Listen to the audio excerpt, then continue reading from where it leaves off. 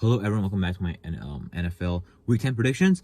I'm Martin. Let's get into it. So the four teams on bye week are from two different divisions: the Ravens and the Bengals from the AFC North, and from the AFC East, the Patriots and the Jets. Four teams that have been playing pretty well this season. Now Thursday night, the game that already happened. It was the Falcons at the Panthers in a kind of weird game that we'll talk about in the recap.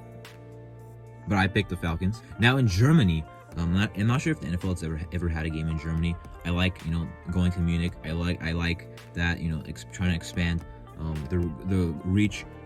Seahawks and the Bucks. Now when the schedule came out, I'm like the Bucks. I'm like, this is a bad game on the schedule. The Bucks will absolutely destroy the Seahawks. Now I'm worried about what the Bucks are gonna have happen to them. The Seahawks should definitely win this one. I mean, they're definitely a lot better of a team. I know the Bucks are coming off a win against the Rams, but not a very good performance and against a team that's not playing well either in the Rams. The Seahawks look very good at 6-3. I do see the Seahawks winning this one. I mean, their offense. If it goes, I mean, there's no. I don't think the Bucks make this into a shootout, even with the Seattle lackluster defense. Not by lackluster, I mean not bad, not great. Average defense, maybe a little below average, but I don't see them. The way the Bucks offense is playing, how bad they are playing, I doubt it goes into a shootout. If it does, I think the Seattle offense will be ready for that. Now, Lions and the Bears. I will pick the Bears because I think they're a little better, but the Lions, I know we won against the Packers, but I don't see that performance repeating. The Bears offense is looking very hot right now. Justin Fields looking very hot right now. The Lions offense pretty much stalled out since about week 5, and the Bears defense has been on the decline, but we'll see what happens. Vikings and the Bills. One of the best games of the year, maybe. Best game on the slate. Now, if Josh Allen does not play, I think that pretty much would mean the Vikings win. I mean, I know their defense has been lacking, but Case Keenum and Stephon Diggs, we remember what happened when they were on the Vikings in that one play against the Saints. Craziness. But that will probably not happen ever again. Now, if Josh Allen does play, which is what I would be predicting my game based off of, I will pick the Bills to win. I do think they're still a little bit of a better team. The Vikings 7-1, but there's so many games they should have, maybe even lost, like this Commanders game they just played. So two really good teams. Now, if I was the Bills, I'd watch out for Dalvin Cook. Dalvin Cook. I mean, if he starts getting going, the Bills' run defense might have another rough day for 2 weeks in a row. They maybe actually 3 weeks, I believe, if they play the Packers in week 8, because I know Aaron Jones ran all over them. That was week 8 when they played the Packers. So that would be about 3 bad games in a row defending the run. So that's definitely a concern for the Bills. Now both teams have very good passing offenses, but the Bills have a very good defense, and the Vikings do not. And head coach wise, I think they're both very good head coaches that both teams have. So should be a very good game. I do have the Bills winning. Would not be surprised if the Vikings do win. But I do think the Bills are a better team overall, even with the Vikings' better record. Jaguars and the Chiefs. Jaguars coming off a nice win, but yeah, I don't think that means they're going to go on the road in Arrowhead and win against the Chiefs. The Chiefs should win this one comfortably. Chiefs offense should destroy the Jaguars defense. The Jaguars offense, maybe they get some good things going on the run with Etienne, who's had, I believe, now 3 straight games with 100 yards and a touchdown. That's impressive, but the Chiefs defense is I think gonna be ready for that. Browns and the Dolphins. Honestly, a pretty tough game to predict. I will pick the Dolphins, but the Browns are coming off a bye week, coming off a game where they played really well against the Bengals. Was that game a fluke, or are they actually going to do some good things for the remainder of the season? I will still pick the Dolphins, but I will definitely look out for Browns upset. Nick Chubb and that offense has been getting going. Passing ball as well. Amari Cooper, Deshaun Watson coming back soon. I mean, supposed to come back soon. For now, Jacoby Brissett still doing his thing well enough, and their defense looked a lot better against the Bengals than they did in weeks before. The Dolphins defense is still pretty bad with Bradley Chubb, who I believe played his first game for the Dolphins. Did he? I'm not sure if he played his first game for the Dolphins last week against the Bears, but their defense, huge addition to Bradley Chubb, is still kind of lacking.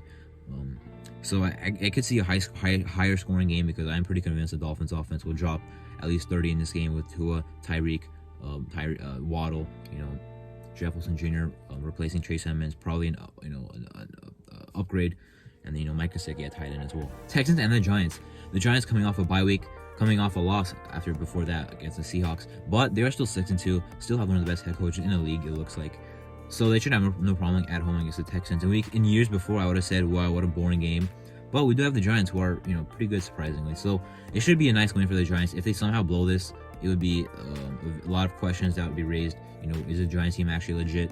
Even though they are 6-2, there are still kind of, even though I think about it, like I know they're 6-2. I do respect them, but I don't look at them as a team that you don't want to face in the playoffs. If I'm a team and I draw the Giants in the playoffs, I wouldn't be concerned for my my team's elimination.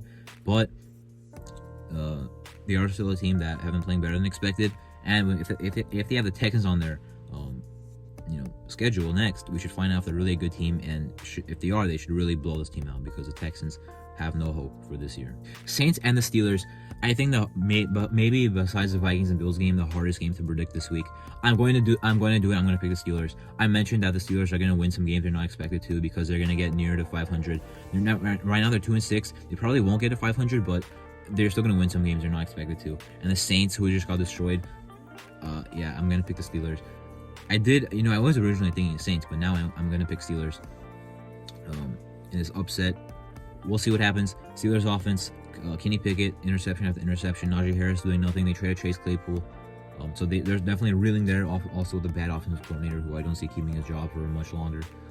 Maybe he lasts to the end of the season, but I doubt he makes it to the next season as a Steelers offensive coordinator. As for the Saints offense, they've looked good, but last week did not, against a very good Ravens defense. The Steelers defense is supposed to be good, but obviously, lacking a lot this year. Probably, not having TJ Watt is a big part of that, but now he's back, and I expect the Steelers to win this one. Well, I'm picking them to win, but I don't expect them to win. It should be a tight game. Broncos and the Titans. I will pick the Titans to win this one. I think the Broncos had a pretty nice offensive game against the Jaguars, and then they had their bye week to kind of get things figured out. But their one okay game on offense is not going to make me think that they're going to beat the Titans. Titans have a very good defense.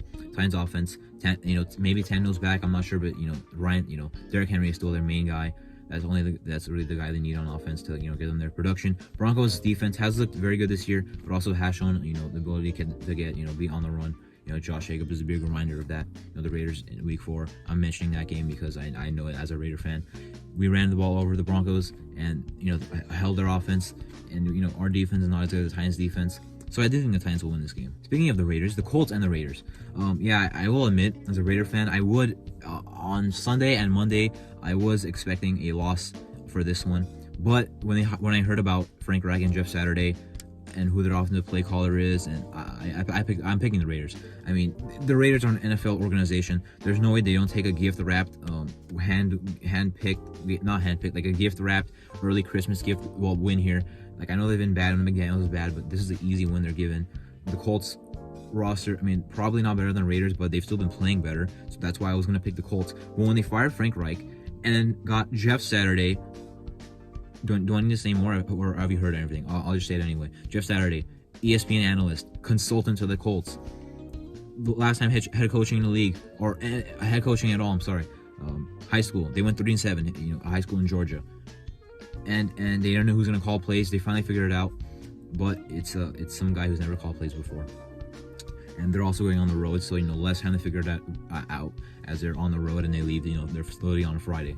So if the Raiders don't win this game, I'm questioning everything. Like, are they even an NFL team if they lose this game? The Raiders should win by 20 because the Raiders have been so unpredictably bad this year. Sure, they could blow it, but they really should win by 20 points in this game at least.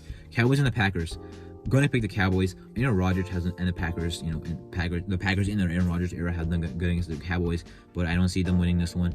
How is their offense supposed to, after multiple bad games, supposed to all of a sudden pick it up and go, go dominate, go do enough to win the game against a very, very good Cowboys defense? When we know the Cowboys offense will probably have a nice game on the Packers defense. Packers, picked up Jonathan Abram, Eric Stokes out for the year. That's gonna be big. Eric Stokes, probably their best corner. They have Rasul Douglas. They have Jair Alexander. I know I was missing someone. Jair Alexander is their best player. He'll go up against CeeDee Lamb, but still a huge piece that they'll be missing Eric Stokes. This should be a game where the Packers score about 10 points at best, maybe 3, maybe 6, maybe 8, or something like that. The Cowboys. The Packers defense isn't really terrible, but the Cowboys offense shouldn't really have an issue there, moving the football, getting into the red zone, and scoring in the red zone. So I will say a 2-possession win by the Cowboys in this one is what I predict. Cardinals and the Rams. I'm going to pick the Rams in this one.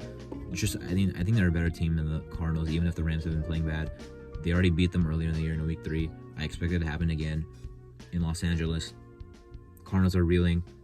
their players and staff want to like fight each other. They have no communication. The Rams should win. If they don't, I'm not really gonna say the Cardinals are better than I thought, but if the Rams lose this one, they might not even make the playoffs. They still might not even make the playoffs. They're looking very bad this year, as we all know.